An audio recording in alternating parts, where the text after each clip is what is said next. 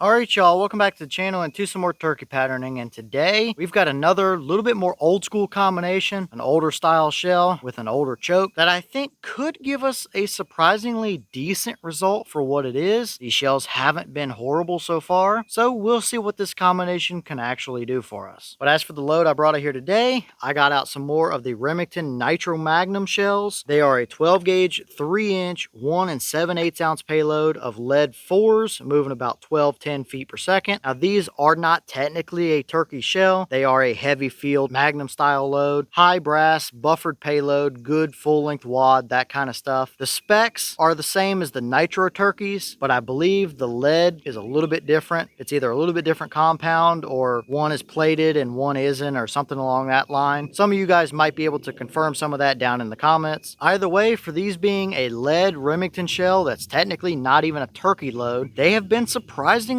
decent so far in our testing. At least better than what we've gotten from the Nitro turkeys and even the Premier turkeys most of the time as well. So they could surprise us through today's combination. But as for that setup, I brought out my Remington 870 special purpose. It's got a 24-inch barrel on it, and for the choke, I threw in an old school Remington Ventilator choke. It's a 655 constriction, and I did measure it, and it truly is a 655. So definitely starting to get down there on the tighter side for a lead number 4 shell, but several of you guys have said the old Nitro Magnums did well years ago through this choke, so we'll see what happens. It might be too much constriction for them, but sometimes these little bit cheaper or more basic shells need a little more constriction to help them out, so we'll see what happens. But as for today's test, everything is set up the same as usual. The turkey target's at 40 yards, and I've got the chronograph so we can get our velocity from them. So let's get you guys a view of that target and see how good of a pattern we might be able to get from these old Remington Nitro Mags through an old Remington 655 ventilator. Is it going to work out surprisingly well? Is it going to be pretty terrible and blow our pattern open? I don't know, but let's take our shot and see what we get.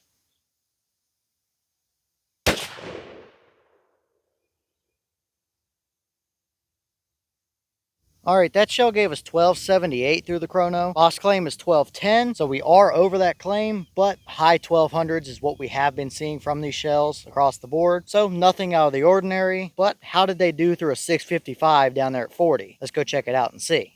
Alright, so now we're down here at our 40-yard paper, and this is what we got. Now, yes, right off the bat, we absolutely have a dead bird there all day long. There's 4 or 5 of them right through the brain, and a couple more down the spine. So, yep, absolutely a 40-yard capable pattern all day long. However, I do think we favored just a touch high and left over here. That could have maybe been me, or could have just been this older choke, just not quite hitting perfectly right where I wanted it to. Either way, we see a little bit of a middle-of-the-road performance here. Is this a terrible pattern? No, but it's not the greatest lead number 4 pattern we've ever seen either by a long shot. If we move in here and look at our core, I will go ahead and pop up a 10-inch circle equivalent right through where our core actually is, and it is decent, although it's not perfectly even. We definitely have a few little voids versus a few little hot zones right through here as well. It's plenty good enough to get you a turkey at 40, but not the best we've seen from these shells at the same time. Around the edges, we do get some leeway to work with, but it gets pretty splotchy around there as well. Several flyers down there at the very bottom to deal with. So it isn't the most impressive pattern. Now, yes, these are a lead Remington shell. That's a number 4 shot. That's technically not even a turkey shell based on what they're saying it should or shouldn't be. So we can't expect, you know, Winchester Longbeard XR type performances from these shells. And even then, this is decent for a Remington load. It's not horrible, but I do think we've pretty well reached the constriction limit here, if not went over it a little bit. We do have those few hotter zones around our core, but we definitely see what looks like signs of starting to blow our pattern open a little, which isn't surprising considering it's a lead 4 through a 655. I think the best pattern we've gotten from these so far is with an old Trulock 665, and potentially 660 might be the ticket, or who knows, maybe a straight up non-ported 665 is the way to go to get the best results out of these. We have seen better from from them. This isn't terrible, it's usable, but I still think we can get better out of them as well from another choke. But if you had this combination in the late 90s, early 2000s, mid 2000s, whatever the case is, then that was probably a pretty decent performing combination for you. And still today, it would work if it's what you had or wanted to use. So overall, I don't think this is too surprising, all things considered. I think it's probably about what I expected to see. We do have what tried to be a condensed pattern there. That's roughly 18 inches or so in diameter in the top left corner of that turkey target. But I think it's just too much constriction with not the most ideal shell either. So nothing too unexpected as far as today's results go.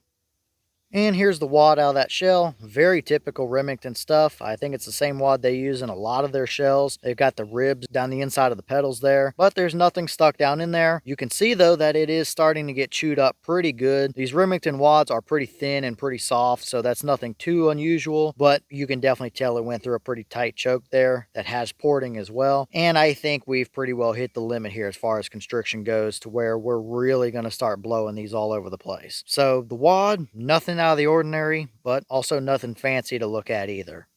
All right, y'all. Well, what did you think about that performance right there? I think we've pretty well covered it. It's not horrible, but it's nothing to write home about either. If it's what you had or what you wanted to use, then sure, you would be perfectly fine out to 40 yards. It would get you a turkey any day of the week. Is it the best we've seen from these shells? Definitely not. But again, that's pretty much up there with some of the best patterns we've ever gotten from the Nitro turkeys or the Premier turkeys. So I still think these older Nitro mags have a little bit better potential as soon as we find the right choke combo for them. Now, to be fair, we haven't really tested these through a brand new, more modern style choke. The three we've ran them through are two old Remingtons and an old True Lock from 25 years ago. So maybe a little more modern of a choke might dial these in to give us a really nice hunting pattern. It's definitely a possibility, but we'll see as we continue to test them. But leave all your thoughts down below. Is that about what you expected to see? Were you a little surprised one way or the other? Have you ever tested or run any of the old Nitro Magnum shells? And if so, what kind of results have you seen from them? Would you hunt with that pattern or that combination? Or would you still prefer to see it tightened up a little bit? And what other shell or choke combos do you want to see with either that 655 Ventilator choke or these Nitro Magnum 4s? Let me know all that down below. But with that being said, I've got some more testing to get done for you guys, so I'm going to get back to it. As always, we have the channel Instagram as well as the mailbox where you can send stuff if you'd like. All the information will be in the description if you're interested in it, but I'm going to get back to it, so I'll see y'all in the next one.